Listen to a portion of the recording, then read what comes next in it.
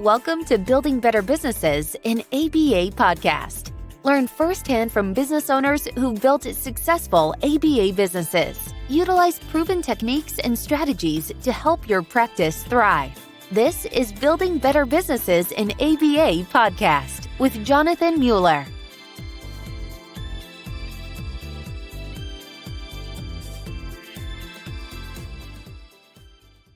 Dr. Robbie El-Fattal is the founder and chief executive officer at Maraca Learning, a clinician-led autism therapy provider headquartered in Boise, Idaho. He's a three-time founder and entrepreneur.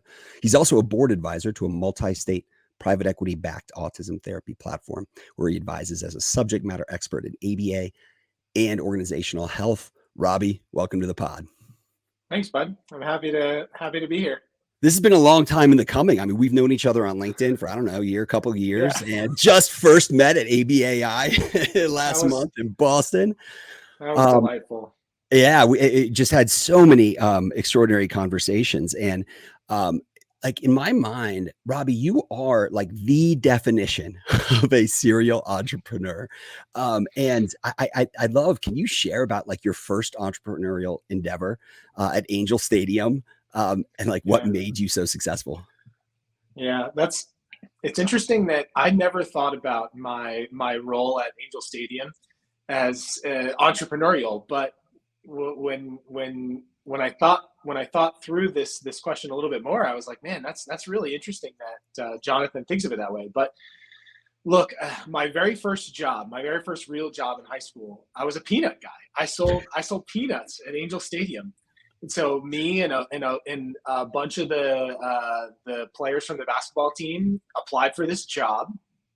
And you have options as a high school kid. You could go make a little bit more money perhaps elsewhere on an hourly basis. But I took this risk. I was like, well, I could go work at Angel Stadium as a peanut guy and I'll make minimum wage plus commission. And I think at the time I was getting like 50 cents a bag for every bag of peanuts I sold.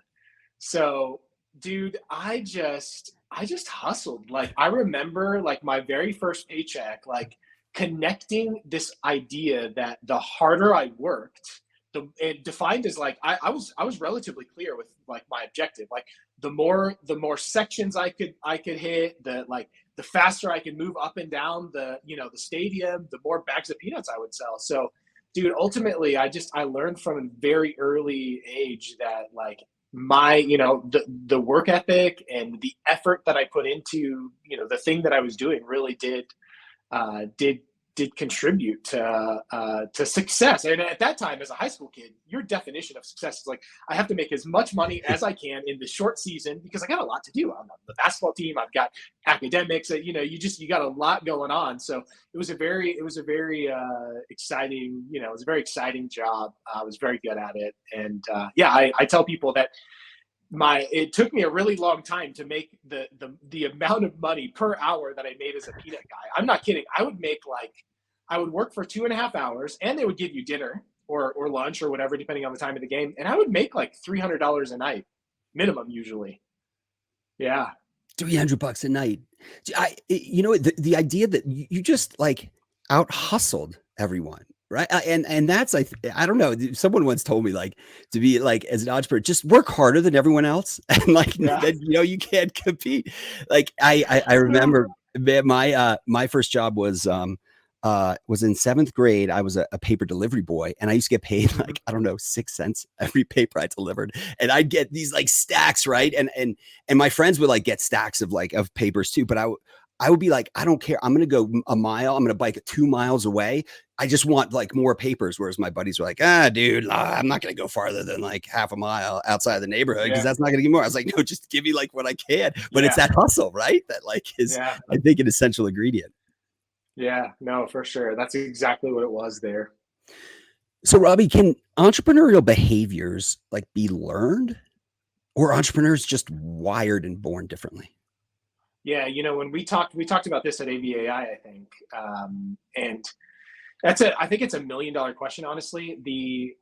I think that to an extent, yes, absolutely. You can learn what you need to learn to become a successful entrepreneur, as evidenced by the fact, like my journey, I didn't start I started in a very different place. Obviously, you would hope that over a course of time you would acquire certain skills and you'd grow in your in your abilities and so. But I do think that there are certain perhaps elements of entrepreneurship that might be more, certain people might be more biologically wired to be entrepreneurs. Like I give the example of like risk taking. There are certain people that just are not, and it could be attributed to their learning history, or not. It just there's an immense amount of risk that you have to take as an entrepreneur, and it's interesting to think through, like, both of our parents, and when I say our parents, I mean my wife. My wife's also a behavior analyst. She's partner with me and everything I do. I couldn't have done anything without her, and both of our parents were entrepreneurs also, which is interesting. Like my dad owned a gas station, an Exxon gas station in Southern California. And my wife's dad, my father-in-law, Mike, he owned a pool maintenance company. And I'm sure, both of them had to take risks, and they did take risks, and at times the risks pay off, and other times you'll lose. Like if you view business in the way that you should, sometimes it works and sometimes it doesn't. So I think you can certainly learn what you need to learn to be a successful entrepreneur, but I also think that there are a number of things that you come to entrepreneurship that could be really helpful. Again, like I think of risk. I'm probably just more wired to take risks than perhaps other people. So this is insightful because I think you're exactly right. There's just this risk paradigm that someone signing up to be an entrepreneur has to have some level of comfort with, and you can grow that level of comfort over time. But I wonder, so on that note, like, do you engage in risky behaviors outside of work? You know what I mean? Is this something where like that carries over, or those just two totally different risk landscapes? Yeah, I'd say that I'm primarily, I engage in the most amount of risk in my professional life. Well, it's hard to know. Like that's a good question. I tend not to do. I had a professor in college who said you shouldn't ever risk your life for a thrill, and so I've taken that with me for a long time because I got 5 kids to take care of, and so I'm generally not like very risky in other areas of life. Although, like, I have a very we recently started working with a financial advisor, and we did kind of a risk profile assessment, and there I came out relatively risky also. So my aversion to risk is like very low, which is interesting. Like I'm not sure why that is, but yeah. So perhaps that's a good question. Maybe I'm more likely to engage in more risks than I think. Huh. As you said that, I have, you do the retirement planning, right? There's these online portals. I whenever I do those, I come up as the absolute like highest risk tolerance, but there's also like a risk, like the risk reward time frame, right? To that, right? Yeah. If you have, and that's a whole separate like topic, but similarly, I mean, I love to rock climb. In fact, for Father's Day, just a week and a half ago, my kids took me out climbing. I love to like mountain bike and ski, which objectively might be like slightly riskier behaviors, but it's like, no, that's why I climb with rope, right, dude? And like you get a lot of training. Yeah. So I know it's hard to say, but you are, I mean, you have always come across to me as sort of this lifelong learner, and like that you're constantly shaping your own and learning up your own behaviors. Like, how do you shape your own entrepreneurial behaviors with intention ongoing? Yeah. So that's a very good question. And I would say like 10 years ago is when I started my entrepreneurial journey. I've been in the field for roughly 20 years. I started working in education. So I was, working in early intervention classrooms with kids with autism. But 10 years in, so my entire career through that point was very like clinically focused. But then when I made my transition into entrepreneurship, I started to practice. That's when I realized a couple of years in that if I didn't grow my skill set outside of if I didn't grow my skill set outside of the clinical work, then I wouldn't sustain, because I continued to run into like issue after issue after issue, and I needed to learn. So at that time, I started surrounding myself with more mentors and individuals who just like had a deeper knowledge base of Mm, business. And it was through this just the community around me that I built that it really kickstarted like my path, the learning path of growing as an entrepreneur, growing as an individual who viewed business properly. And when I say that, I mean like my view of business is that I go out and do what I do to create value for other people. I don't view business as a vehicle by which I can make money exclusively. I view business as a way in which to get all the people together that I love working with to go out and do amazing things. And so I needed to grow. So part of that was like when I did my doc program. I specifically wanted to do like my PhD. I wanted my line of research to be in organizational behavior. I love mm, organizational culture. So like I try to read, I try to read 50 plus books a year if I can. Last year I did, this year I'm a little behind. But I read as much as I can. I learn from other entrepreneurs. I think, when I think of wisdom, it's like the ability to take knowledge and apply it. And so I mm. just try to learn as much as I can, which is why I loved like talking to you at ABAI, because we had an amazing conversation. We must have spent like 2.5 hours in that lobby and that Starbucks just like chatting. And I think, I don't know, like I'm not going to speak for you, but I would have stayed there talking to you all day. So I just try to learn as much as I can from my environment, just everything happening around me. The reason that's so powerful and humbling to me, and I agree, like I could have talked to you for hours, but it's this idea like you are like if you're the smartest person in the room, go find another room, right? But you have to Yeah. cultivate that Yeah. habit of, Yeah. ooh, let me see. There's this vulnerability, right? Of let Right. me see if I can go and find others who will help to guide and accompany me on my journey. Yeah. But that's powerful, dude. And I love that Yeah. you read 50 books a year. I love reading as well. And it's this idea that leaders are readers. And Yeah. it's just that constant learning discipline. So we'll have to Yeah. talk about. I'm on Goodreads, so any listeners who are on Goodreads, Yeah. that's where I like track all I my am. books. Are you all Yeah. right? So I'm I going to just drop you. started though. Oh, did I just you? started. Yeah.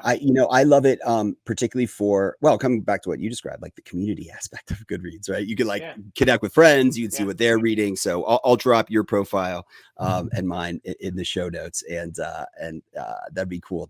I want to, I I'll definitely want to learn what you're reading.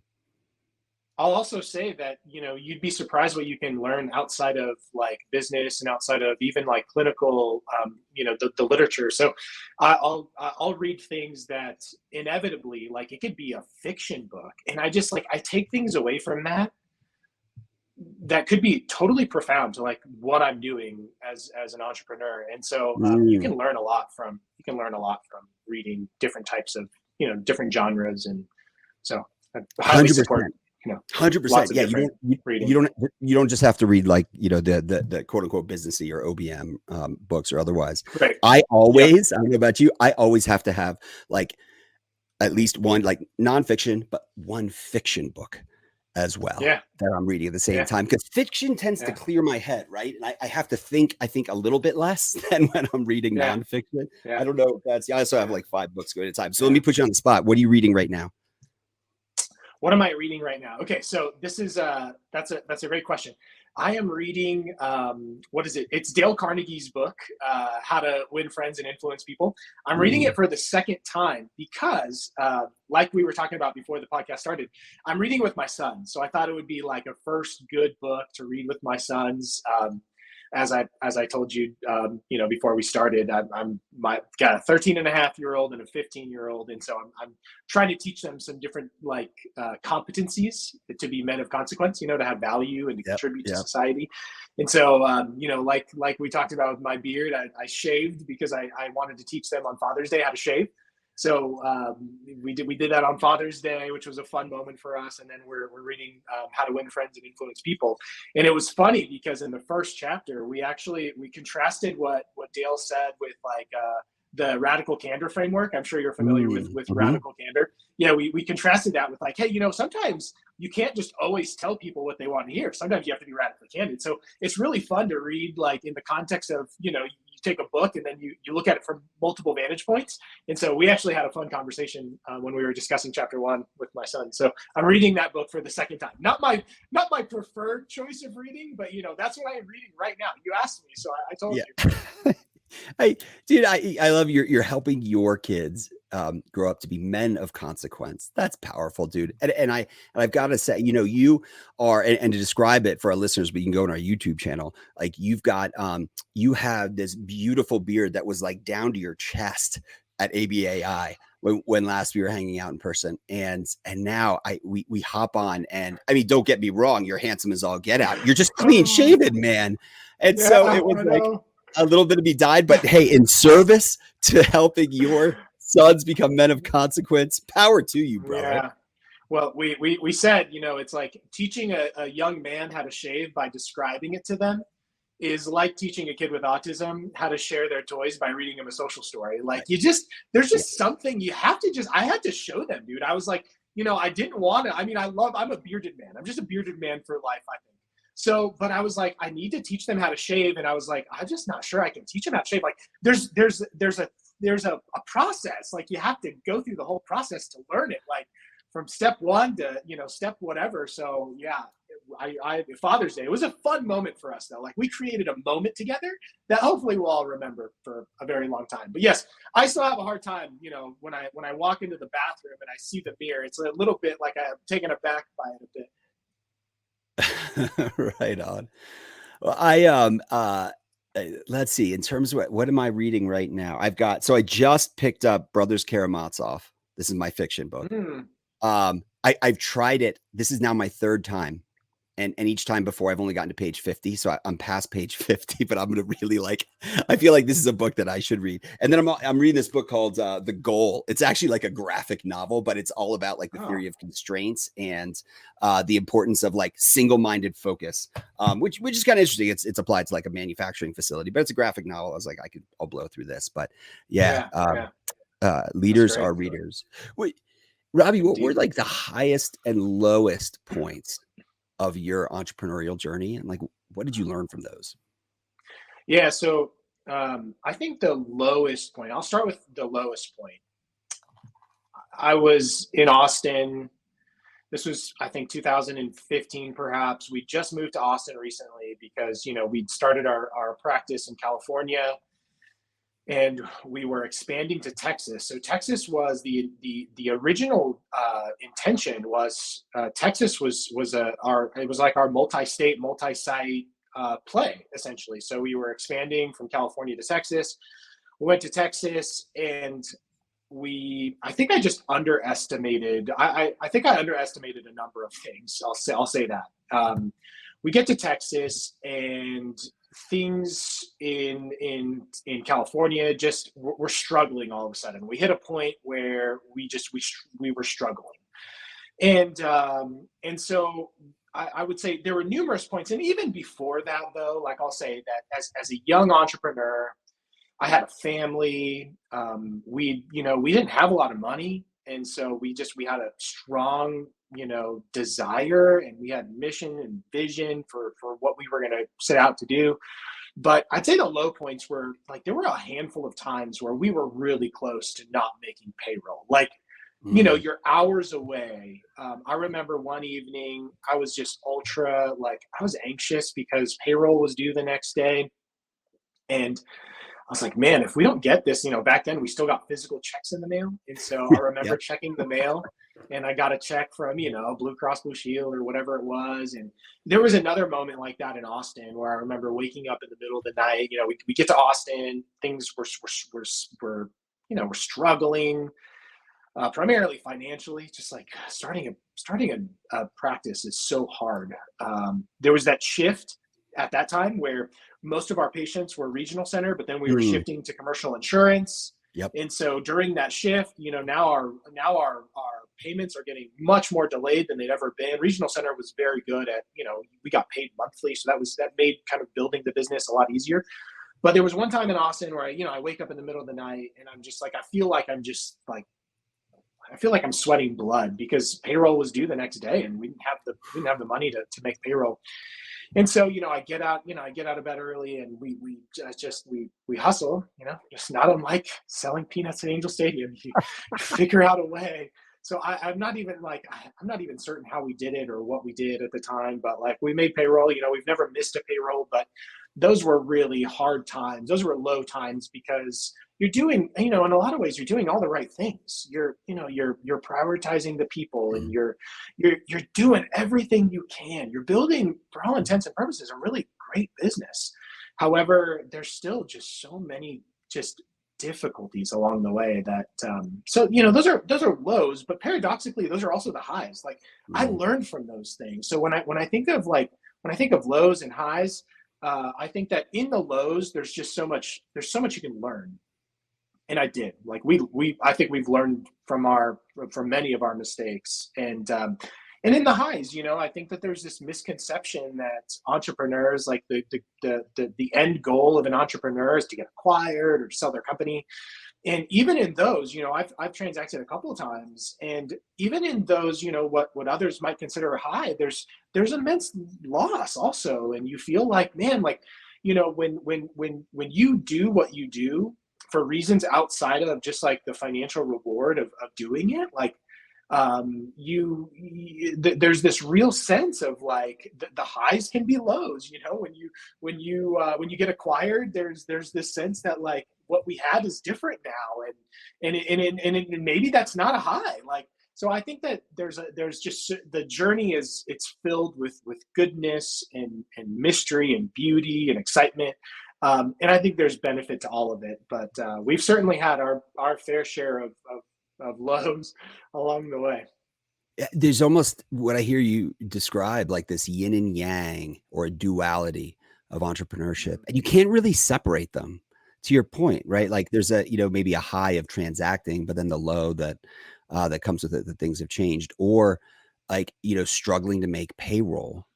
But then there's a learning moment that comes out of it when that check does come through in the mail and you open it up and you're like, yes, we've got it. And this is a very underappreciated part of entrepreneurship in my experience, because, and rightfully so, ABA owners, operators aren't going to go to their teams and say, ooh, guess what? We're like 1 or 2 payrolls away. But like for the 7,000 ABA providers out there, my guess is they probably don't all have like the 3 to 6 months of cash in the bag to pay, right? It's a really, really hard thing. So it's part of that sort of underlying stress of being an entrepreneur. But then to your point earlier, the risk that comes with it, there's also hey, I can make this happen. And I'm going to learn if I don't fully make whatever it is today happen.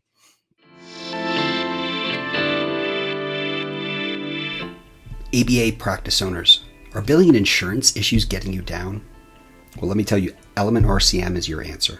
Element provides world-class revenue cycle management services, contracting, credentialing, authorizations, billing, and more.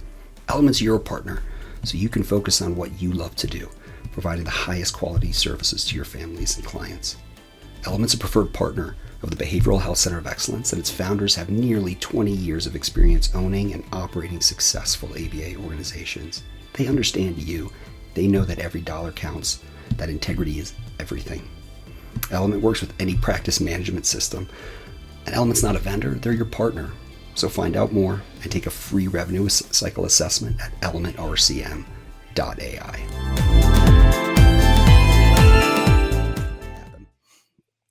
Yeah. It's I couldn't agree more, man. Like there's a lot of highs and lows along the way, and I've just tried to I've tried to stay as humble as I can in the highs and learn from the lows, because there's just no, it's like being an entrepreneur is like being, it's like the trials and the tribulations that you face on a regular basis are just difficult to describe unless you've been there. So yeah, there's lots of highs and lots of lows. You learn from all of them. And I try to now 10 years in, I try to find joy in the highs and the lows. And it's there. You just gotta be good at finding it, Find joys in the highs and the lows. I beautifully said, man. Well, we are, you and I are doing a CEU event through Behavior Live tomorrow, Wednesday, June 29th. And the topic is organizational culture is like Bigfoot, frequently talked about, often misunderstood, and rarely measured. So Robbie, like I'll put you on the spot here, but how do you define organizational culture? Yeah.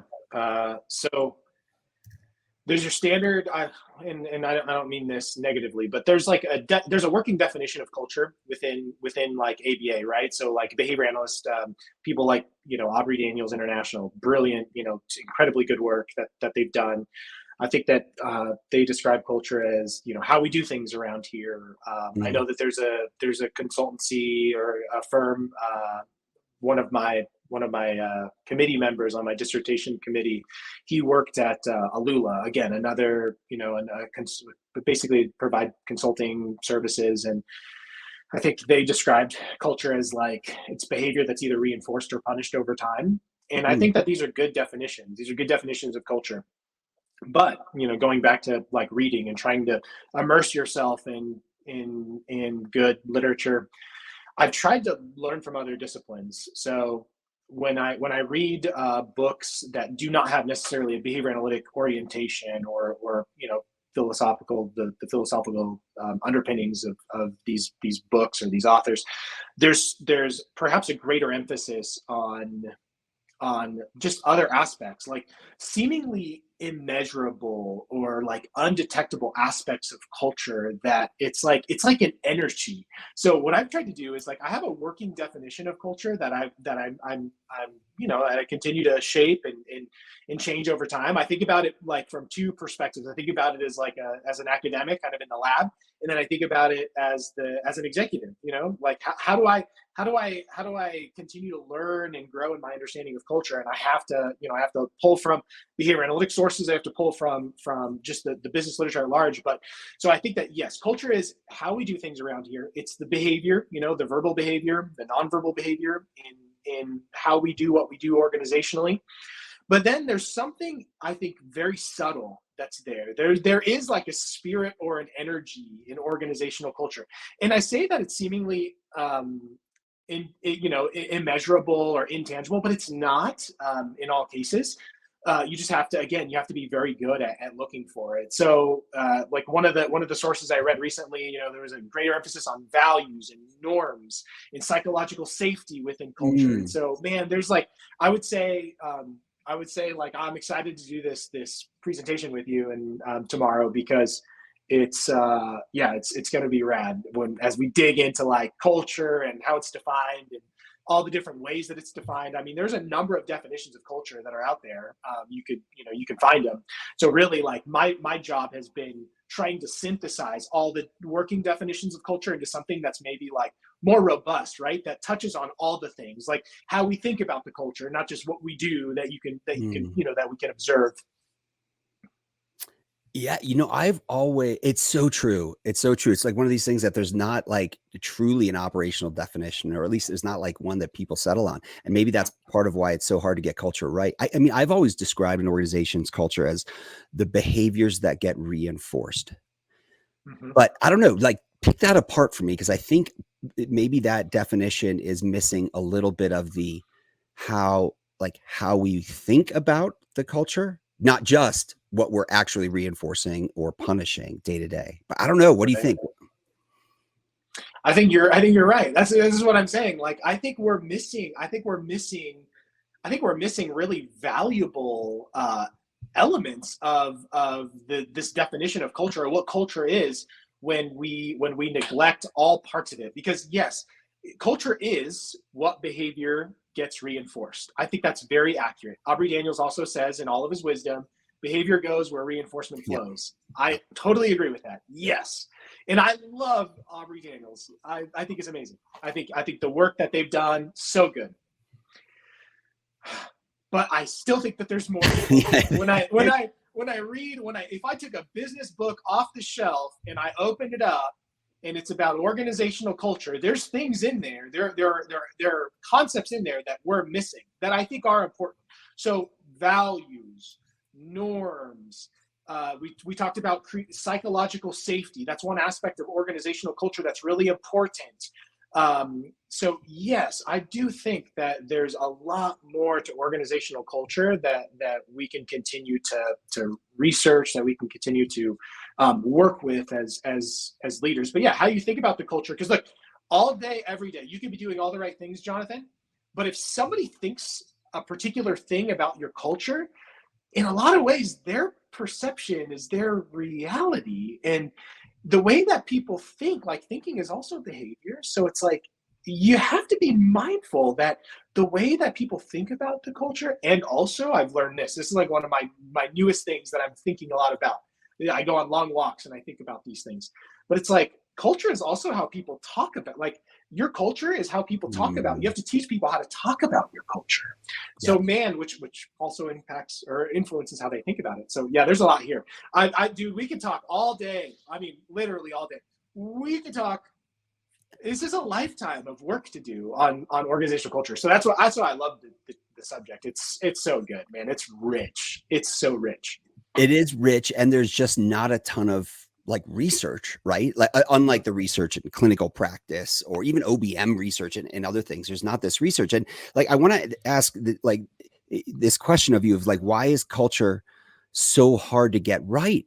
But I also, as we're talking through this, like part of me is answering my own question here. Like, I mean, you and I have literally spent our careers, right? And like in organizations and startups and super passionate about building the strongest cultures. And we still don't have a fucking common definition, right? Like maybe that's part of the challenge. If we can't start with the right common definition, like this, and every one of the 7,000 ABA providers, like practice owners, probably might come up with a different definition. But I don't know. Why else do you think it's so hard to get culture right? Dude, I sent you those blogs on our website that I wrote, and I think there's one line in there that maybe answers the question to an extent. It's like culture cannot you just aren't able to speak your culture into existence. Like we're just not that powerful, right? As humans, we speak and things just happen.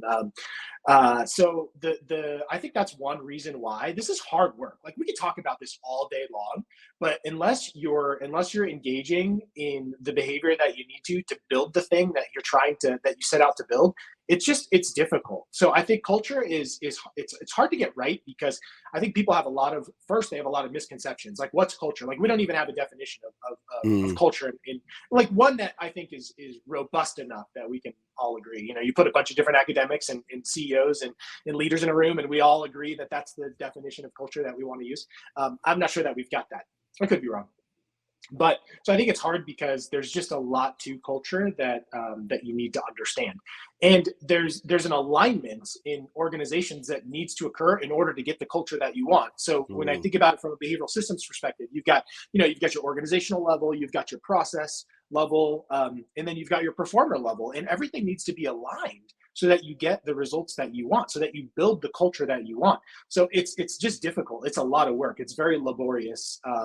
And I think that's why it's hard to get right, because it's easy to talk about it. Like I was meeting with an executive years ago and we were talking organizational culture, and the executive thought that the culture was so great because of the company picnic.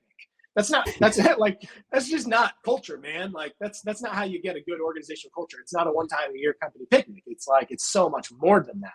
It's the day-to-day, like in the meeting, how we behave and how we love one another and the results that we get and how we got them. Like that's culture. So it's just hard. It's just really hard. Oh, if only culture could be defined as the organizational picnic. That would make the company picnic. That would just make things so much easier. Well, I think you've just issued a challenge out there that we're going to have to go do is like, let's go escape to the mountains for a weekend. We'll pull in CEOs, academics, a whole variety of people, and we're going to walk out with the definition of culture, or at least having had a ton of fun. Yeah, that's right. At minimum, we're gonna have a lot of fun. But yeah, that's why I think it's hard. Is like we need a lot more.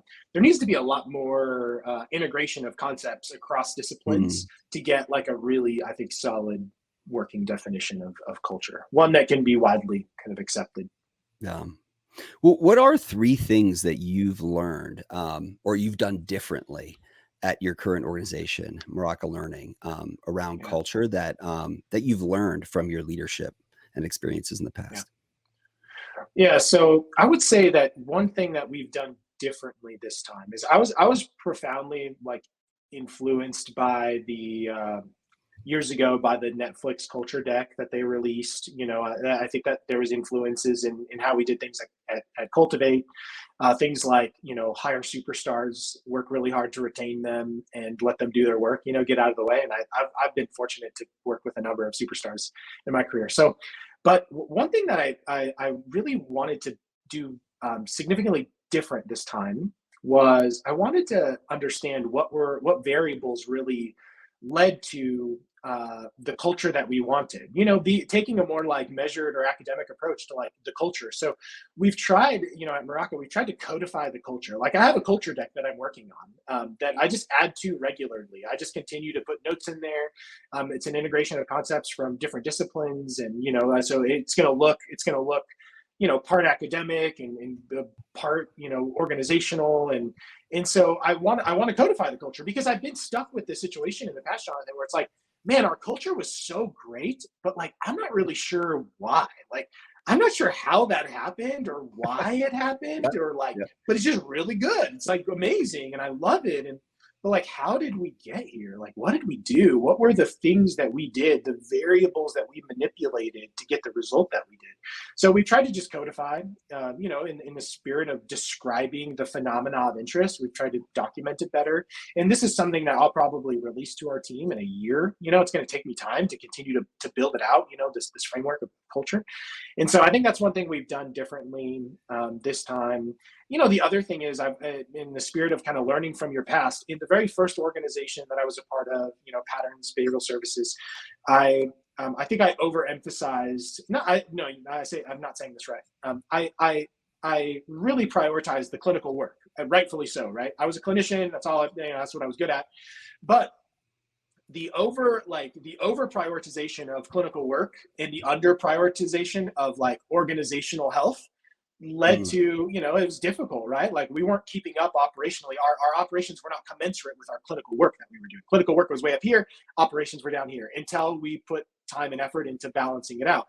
Then, fast forward to Texas, through the way that all happened, we started a new organization there. And at that point, I think the pendulum had swung the other direction, over optimize, operations. And personally, I didn't pay as much attention to the clinical work, because I was so focused on, like, at that time I was in my doc program. I was learning, I was like doing OBM type work. And so, over prioritizing the ops.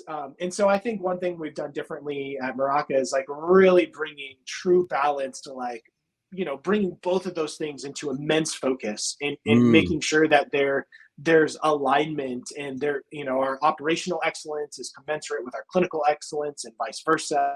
And so that's another thing that we've done. And then all along the way at Morocco, at least, like I'm really trying to teach the leaders how to talk about the culture and how to think about the culture, like we were talking about, like, empowering them to really like take organizational culture, take the bull by the horns. It's like, no, I want you to think about this in this way, and I want you to talk about it in this way. And so it's been really exciting for me, at least, to like shape the leaders at Morocco to then shape subsequent leaders. So it's been, we've got a great team.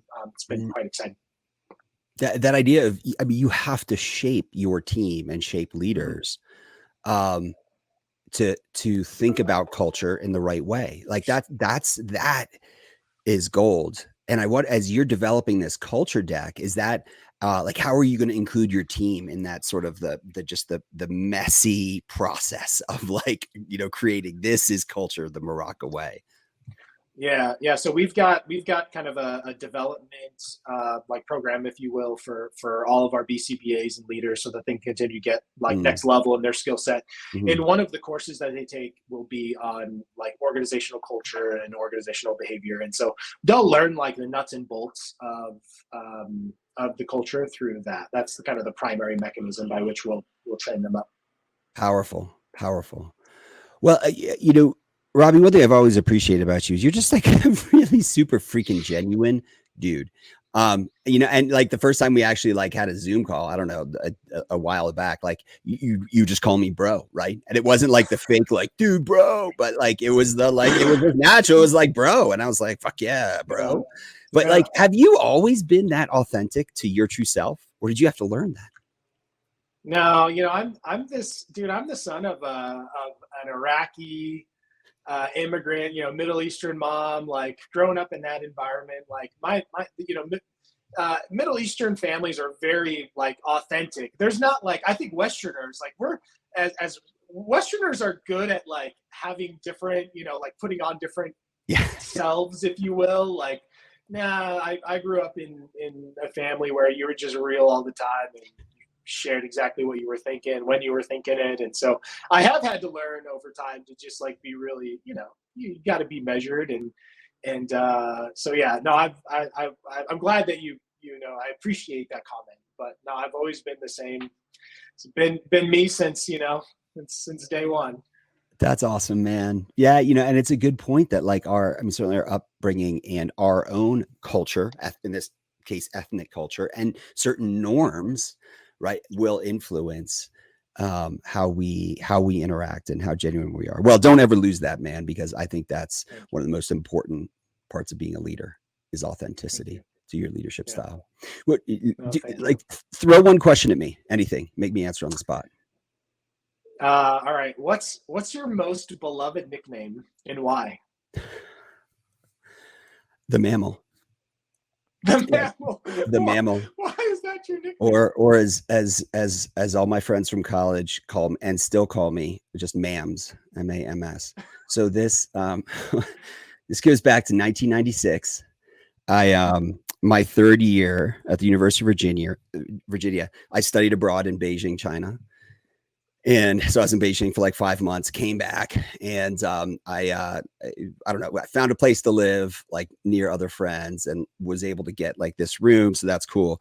But like I had no furniture. I had no desk, no bed, no nothing in this room. I was just like this dude, like in reverse culture shock, having come back from a country of 1 billion people. I'd spoken like mostly Chinese for 5 months. And so anyway, so I was just like, whatever. I like dumped out my suitcase and I just laid out my clothes. So I had a not hard floor to lie on for the bed. And I think one of my buddies was like, oh man, you're nesting like a mammal. And that stuck. And to this day, my friends all call me the mammal or Mams. The mammal. That's a very like, feels like a very manly nickname, the mammal. I guess, I don't know why. I like one of my favorite animals is the otter, like the sea otter, because they just naturally play and they like lie there and they can break oysters on their, like, it's ridiculous what they do. But so I don't know. What's your nickname, man? Yeah. Do you have a most beloved? I've got a couple nicknames. So like the longest standing nickname that I can remember, at least, was from a friend maybe 10 years ago, Brandy. She used to call me the hustler. I'm not sure why. Maybe I was just like, I got a family and trying to start a business. Yeah, that was about the time that we knew each other. So just like working hard constantly, trying to, make things come together.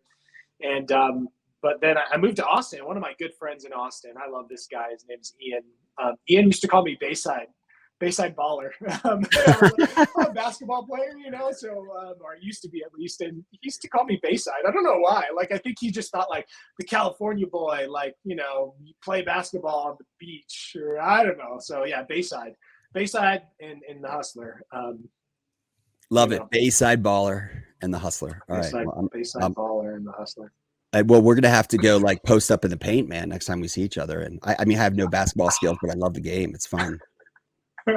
Yeah, so I can describe myself similarly. No basketball skills, but love the game. Robbie, what's one thing every ABA business owner should start doing and one thing they should stop doing?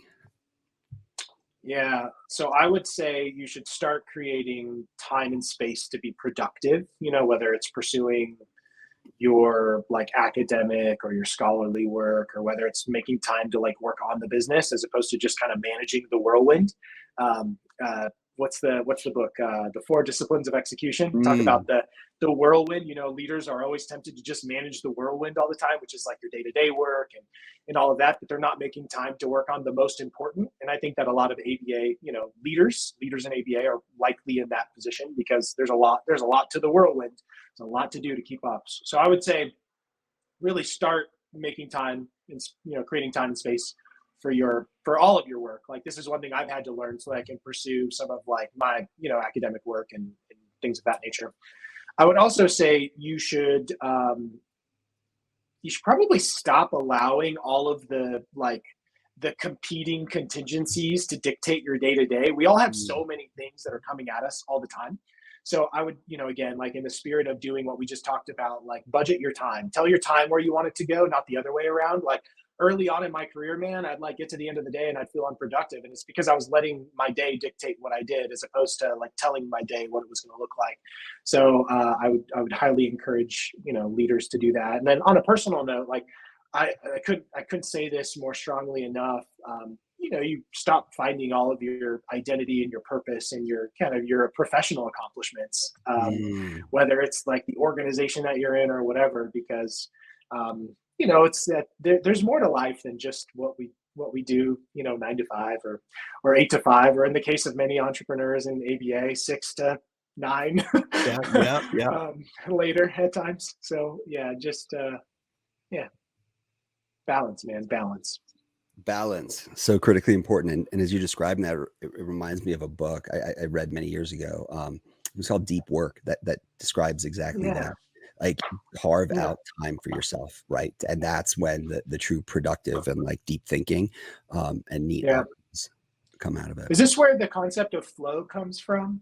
I've been meaning to like do a little bit more like research and reading on this idea of flow.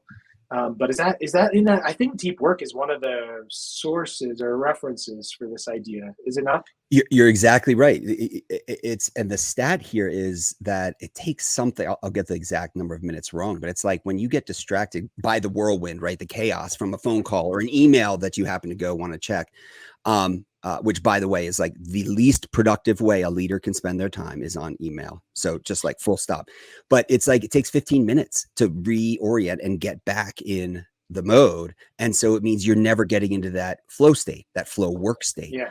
And I am fascinated by flow. I don't know if you've like followed the Flow Genome Project. I think they're trying to deconstruct how you create flow for yourself, whether it personally, professionally, doesn't matter. Flow is all the outcome. Flow is all the same. So that's a whole separate podcast. I think we're going to have to chat through. Oh, one other thing, speaking of productivity, that I just learned recently, communication scales, your time doesn't. So in terms of being productive and meeting the needs, there's a lot of like, it sounds very, I don't know, insensitive perhaps to just say like, oh, prioritize the most important things. And it's like, but people are actually, they're struggling because there's a lot to do. So one thing I've learned just in the last handful of years is your communication scales. So I try to document as much of my work as I can in written form, so that I can rely on that when I need it. But your time doesn't. So like trying to really invest in the process of just like writing and building things out organizationally, so that when my team has questions or whatever, you can refer them to something that's built out instead of answering the same question, 500 times. Just be proactive and put pen to paper and get, build resources. So that's been a recent, maybe the last 3 to 5 years. Oh, build resources. Another reason I love you, man. Like so I do the same thing, except I'm way lazier. I use Loom as videos. And so if I'm doing something, I use Loom also. No way. I love Loom. I love it. It's like, okay, I'm all right. Yeah. I'm going to go kicking and screaming, doing this thing that I feel like I shouldn't be doing, but I'm going to put it on Loom. I'm going to record a video and then, we'll get it in a queue for my team to create an SOP. But it's just started using Loom recently. It's fantastic. It's really good. Game changing for helping to communicate in ways that others can understand, right? As opposed to just in ways we understand. Robbie, where can people find you online? So I would say primarily like where I am most active, is LinkedIn. So I would say, you go to the website, you can contact me via our website, moroccolearning.com. You can find me on LinkedIn. I use Facebook on occasion for work type things. We just started Morocco recently. So there will be, I think we have an Instagram page, a Facebook page, and a LinkedIn page. Those are all good sources to stay, connected to as we continue to, put resources there. And we've got a lot of, I think, exciting ideas for just content development that are worth, watching out for. Awesome. I'll drop those in the show notes. All right, man. Are you ready for the hot take questions? I'm ready. Here we go. You're on your deathbed. What's the one thing you want to be remembered for? I would say I want to be remembered for how I loved the people around me. Most important self-care practice? I like to get lost in the foothills here in Boise, whether it's running, walking, hiking, biking, whether I'm by myself or with my family. That's probably that's like the most exciting thing I enjoy the most. It's getting lost out here in Boise. What's your favorite song? Oh man, well, I started my career in early intervention, autism classroom. So definitely lots of preschool songs come to mind. I'm going to say Going to the Zoo by Raffi. Oh, that's a good one. Yeah. I have not heard Going to the Zoo. I'm going to go. Oh, Mama's taking us to the zoo tomorrow. Zoo tomorrow. Zoo tomorrow. Mama's taking us to the zoo tomorrow. We can stay all day. There it is, dude. It's like 3 minutes of pure magic. It's so good. That's beautiful. So good. And of course, you're a singer. You're a singer as well. Outstanding. Who knew? So if you could give your 18-year-old self one piece of advice, what would it be? Well, I would say as an 18-year-old, hey, Rob, time marches on. It really does fly by. There's just beauty and mystery in all of life, the highs and the lows. So just be ready to enjoy all of it as it comes to you. Beauty and mystery in all of life. Well said. All right. And you can only wear one style of footwear for the rest of your life. What would it be? Well, I'm like a bit of a sneakerhead, or I used to be. I'm not anymore because I just don't have the time. But definitely sneakers, preferably low top. If I had to choose a specific one, it would be the Huarache. That's probably my favorite shoe. So yeah, that's my that's my preferred choice of shoe. Hey, dude, this has been so much fun, and I've learned so much. Thank you for being on the pod. Thanks for listening to Building Better Businesses in ABA podcast. Stay tuned for our next exciting episode. In the meantime, please like, subscribe, share, and comment. We value your feedback. Don't forget to follow us on social media at elementrcm.ai.